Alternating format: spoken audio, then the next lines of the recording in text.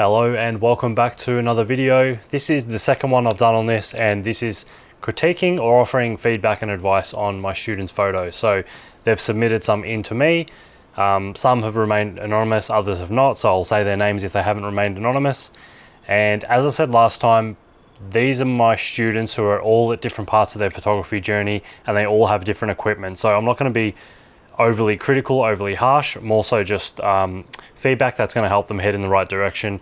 As an instructor, it's important not to just rip people apart for no reason. So obviously offering constructive criticism and feedback is the best way to do that. So yeah, as I said, there are different parts of their journey and they do have different equipment, so we have to keep those things in mind as well. We'll get straight into it. I'm probably going to do about 10 or 11 of these because I've got quite a few of them come through. I know I said I wasn't going to do one for about another month, but I had quite a few come through, so I figured maybe I'll do them every couple of weeks, depending if the students keep submitting them or not. But let's get started. So this is the first one here. This person has asked to remain anonymous, but let's have a look at their image. So it's a long exposure of some water and some rocks, and let's just have a closer look here. Oh, and this time I'm using my laptop instead of my phone. The phone was a nightmare. It was really hard to see things on, obviously on a small screen, so using my laptop this time. And yeah, that's really nice. I like the image. They've done a great job of nailing the long exposure here with the water, getting a nice wispy kind of feeling of movement in there. I don't know if there could have been a better composition or something like that. It's yeah, it's hard to tell. I obviously wasn't there, so yeah, but otherwise it looks good. I really like this one. Again, they've done a good job of the shutter speed and things like that. I don't know if they've used an ND filter or anything. They've just written, practicing long exposure and some photo editing to bring some clarity to the water and brighten up the greenery. Also tried to make a little more depth with the shadows. Yeah, you've definitely done a really good job of that. The colors are pretty nice. Maybe I would like to see a little bit more saturation in the greens, but not too much. And yeah, other than that, I think it's a good image. Again, the composition possibly could have been better, but again, I wasn't there, so I can't really tell. But yeah, great image either way. All right, so this next one here is, again, another person who'd like to remain anonymous. And this is how they explain their photo. It's my first attempt at doing some editing using Luminar Neo. Shot on a Canon EOS 200D Mark II. And the lens is the EFS 18 to 55mm, so it's the f4 to 5.6. ISO 320. Shot at 34mm f5, and the shutter speed is 1/125th of a second, shot in RAW. And they've also written, my goal is to do more macro photography, just using a close-up filter at the moment until I can afford a macro lens. Hey, those filters work pretty well. Obviously, if you've done my course, throughout that I use those macro tubes and they did a fantastic job. So let's have a look at this one. All right, this one's really, really nice. I love the way that you've isolated the flower from the background. So the background's just pure black from what I can see here. And the flower looks really nice. The only thing I don't know if it was naturally within the flower, those kind of bright pink parts, or whether you've just pushed the colors a little bit too far and you're getting some artifacting there. But if that's the real flower, you've done an absolutely amazing job at capturing it. If not, you may have pushed the colors a little bit too hard, and that's why we're seeing this pink kind of pink area. It's almost like it loses detail. It happens in Lightroom as well when you push sliders a little bit too far. You lose all the detail in that area, so that possibly could be what that is. Otherwise, if the flower looked like that, amazing. You've done a great job of the focus as well. It's not too shallow that things are out of focus, and it's really well done. It's just everything that needs to be in focus is in focus. The areas that are out of focus are perfectly showing the depth of the flower and things like that. But yeah, all in all, it's a great photo. I really, really like this one. Wonder if you use flash. Not too sure. They didn't mention, but yeah, great job.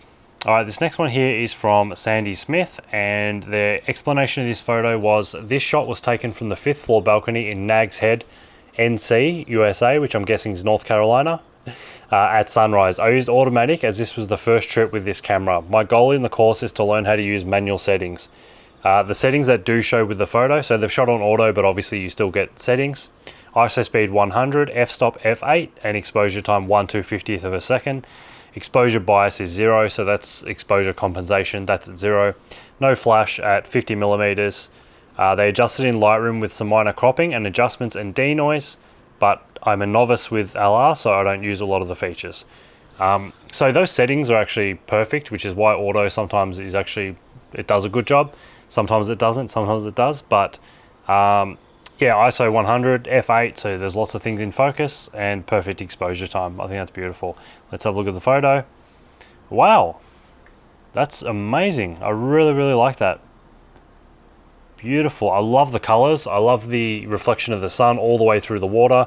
And that bird, it's just almost like it's in a perfect position just flying through. Obviously it would have been cool if the bird was bigger in the frame, but or if maybe it was in the sky, but either way, that is a fantastic capture. I really, really like that. Not sure if I would have just cropped the bottom off and gotten rid of all that stuff in the foreground there and just kept it like a really, really clean sunset picture. This would look amazing, printed, framed on a wall, I think. Yeah, just really, it's really relaxing to look at. And I know you set the camera on auto, but it has done an amazing job of keeping the detail. Like you can see the shape of the sun. A lot of the times the sun just flares when it's too bright or overexposed. So yeah, the camera and you have done a great job of exposing this correctly, and the editing's really, really nice too. It's not over the top. Yeah, I really, really love this one. Great job. As I said, I'll probably just get rid of that foreground. It's a little bit distracting, and just have a nice clean kind of image of the water, the sky and the sun with that bird. Fantastic. Okay, this is another image we have here. This is from Angie Rekanov, and she also submitted in the first video that I did. She submitted an image for that one too, and she actually wrote here, "This is my second admission. I hope it's okay." Perfectly fine. I took this on the outer ring of the arena at the Armidale, New South Wales camp draft in 2023. I used my trusty 18 to 55mm lens on a Canon 400D. Settings were ISO 400, 55mm f11 and 1/250th of a second on the shutter there. So let's have a look at this one. Wow, this is really cool. The action here is just amazing. I'm just zooming in, having a closer look. Yeah, it's pretty nice. I think, let me just check out your settings again. 2/50th of a second. f11. So I'm guessing you've gone with f11 to try and get a lot of the depth in focus, because there's obviously a lot going on here. You've got the bull in the front, and I believe that's a horse in the back, and then the cowboy and everything else. I wonder if you could have lowered the aperture a little bit to maybe like f8 just to get a slightly faster shutter speed, or even just up the shutter speed a little bit more and maybe bump the ISO a little bit more, maybe 1/500th of a second and ISO 800, possibly, just because, you know what, it's pretty good. It's pretty good.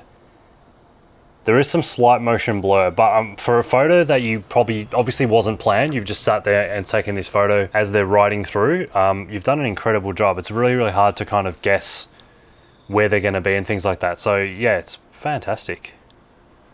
Really nice.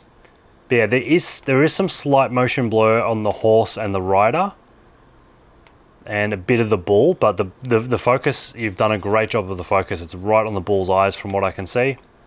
Maybe the nose, somewhere in the area. But all in all, really, really good image. It's just shutter speed could have been a little bit faster, or if you wanted to show some motion, it could have been a little bit slower even, but it may have just been a blurred mess. And yeah, but all in all, this is a really, really good photo. Awesome. You look like you're really close, like the bull's about to ram you, so that looks like it would have been pretty scary. Actually, what was the focal length? Was that 50mm? Yeah, 55mm, so on a full frame equivalent, that's like 80mm or something, so you were fairly close. That's scary. No, great shot. It's very hard to get action photos like this, and you've done a fantastic job. I especially love all the dust and dirt coming up from under the bull's feet and the horse. And I don't know, maybe the motion blur is actually good, because now that I'm looking at it, I'm thinking it just shows that there's just a whole bunch of violent activity. And I don't mean violent as in things are happening. I mean violent as in there's a lot of action going on, and it's happening really, really fast. So yeah, you know what? I think you've done an amazing job of this one. It's great. I like that. Well done, Angie. Let's go to the next one. All right, so this next one is from Sinead Kelly. Hopefully I'm pronouncing your name correctly there. And this photo is a yellow crested cockatoo, photo taken on my rural property in Berry Springs, Northern Territory. This image was shot with a Canon EOS 200D Mark II with a 75 to 200mm lens. So I don't have any other settings, but here's the photo, and wow, that is really nice. extremely tack sharp focus here. Like, you haven't shared your full settings, so I'm not sure what the aperture or f-stop was set at, but this is beautiful. The whole bird's in focus, the whole branch is in focus, and I just love how it drifts out of focus to that tree in the background. And the colors here are incredible. I really, really like it. The blue against the bird, the yellow on the bird and the white on the bird. Absolutely beautiful. Yeah, the color, the editing here is really good. The only thing I would have done, but it's maybe a little bit more advanced, or it's not that important, but let's say if I was going to print this and frame it at home, or the image was being sold to someone or used for something, there is a little bit under the bird, under the branch where the bird's like under wings hang down. The bird just looks a little bit dirty there. I might have just tried to take some saturation or some greens out of there, because it does look like it's quite green underneath the bird and yellow. But other than that, this shot is absolutely beautiful. It's, yeah, really sharp. Love the colors, as I said, and yeah, absolutely beautiful. Nailed the focus. Incredible photo. Very, very well done, Shanae. All right, so this next one here is from Robert Mayer, or Meyer. This is what he said. Hello, I'm a new student to your course. Welcome, and thank you very much for joining the course. Hope you're enjoying it so far. I'm a rookie photographer for sure, but I continue to learn. This is the skyline shot of my hometown, Edmonton, Alberta, Canada. My camera settings are as follows. Canon Rebel T5i, f4.5, 13 seconds, so a long shutter there, at ISO 100, 35mm focal length, and the metering is spot. Lastly, I use no flash. So let's get a look at this one. Beautiful, beautiful. I really like this one. You actually managed to capture some stars in there too. And which is really hard when you're shooting. There's just a few stars, nothing crazy, but when you're shooting cityscapes like this, often a lot of the light pollution, you can't see a whole lot in the sky. So yeah, you've got some stars in there, which is cool. I really love the composition. I like how the bridge kind of down the bottom leads your eye into the main skyline. There's just a whole bunch of leading lines everywhere, which I really like. All the lighting and everything, it all just aims all the way back into the skyline. I think it looks fantastic. You've exposed beautifully. Possibly the tiniest bit overexposed on the lighting. Maybe you could have gone with a slightly shorter shutter speed, or even close the aperture down a little bit more. Maybe it's hard to tell. But other than that, it's a beautiful image. The composition, like I said, is really nice. The colors are nice. Often at nighttime, you get really ugly yellow colors and things like that. And no, you've done a pretty good job here of getting the colors nice and clean. Yeah, I'm a big fan. Very, very well done. You're off to a great start, obviously, if that's your photo. So yeah, great work. All right, this next image here is from Mariam G, or Gee. I'm not sure. Hopefully I'm pronouncing that correctly. This explanation is a little dog who wanted my attention at the dog park. He didn't want to leave my view, despite only just meeting him. It's a shot on a Nikon D5600 with a 70 to 300mm lens. I actually shot on auto because it was very cold outside and didn't want to ruin my chances of practice. Fair enough. As I say in the course, a real professional knows when to use what modes on the camera. A lot of silly photographers that call themselves professionals will say if you don't shoot on manual then you're not a professional. That's complete nonsense. Choosing the right settings for the scenario is what makes you a professional photographer. And whether sometimes that's auto because you're running and gunning and things are happening really fast, that's entirely up to you. If you trust your camera is going to do the right thing, which I'm looking at the photo now, it has, then it's not that big a deal. As I say in my course, when I'm doing running and gunning and just like I might go out with friends and just shoot in the city, I often just have my camera on P, which is programmed auto, and I often just have the ISO auto, and I just let the camera do the rest, or I might even set the ISO. It just really depends, obviously. So it's very hard to shoot things at dog parks or animals and wildlife in complete manual because they're running in and out of shadows and highlights and things like that. It's really, really hard to change all those settings very quickly manually. So even if I'm shooting animals and wildlife, usually I use shutter priority, and that means I can that means I can set a shutter speed that's fast enough to freeze the action, and then the camera does the rest. It really just depends. Every situation can call for different settings or different modes. Yeah, so don't feel bad using auto in situations like this. It's perfectly okay, especially these days with the way camera technology is. Auto does do a really good job, and it also yeah, there's so much latitude when it comes to editing that it's not as important as nailing the exposure as it used to be. But still, yeah, let's look at the photo. This is beautiful. Very nice. You have, it looks like the focus, I can't tell because some of these images when they come through, they might not be the highest resolution, but it does look like you've nailed the focus on the eyes from what I can see here. It is, from what I can see, the sharpest thing in the image, and it looks absolutely fantastic. The dog's really cute. I love the one ear down, one ear up. The colors are beautiful, and I'm not sure, I don't think you mentioned the settings. No, it's shot on a 70 to 300, but there were no settings here. But the aperture or f-stop, whatever the camera selected here, is absolutely perfect because almost the whole dog's in focus. The tail starts to drift out of focus, which I think is beautiful, and the whole background's just got this really, really nice, creamy, smooth, out of focus look. Just isolates the dog from the background, and yeah, I think this is an amazing shot. And yeah, love the colors, love the color of the dog's eyes. Yeah, you've done a really good job of making this image pop. The only thing I would do to make the dog pop a little bit more, again, not important, but I think this looks great as it is maybe in Lightroom is do a radial filter around the dog, and then just, yeah, a radial filter around the dog, and then invert the filter so you're just affecting the everything but the dog, if that makes sense, and then lower the exposure a little bit. So yeah, take some exposure out of the background just so the dog pops a little bit more. Basically what I'm trying to say is lower the exposure of the background so the dog pops a little bit more. But all in all, fantastic job here. This is a really nice photo. You should be very proud of that.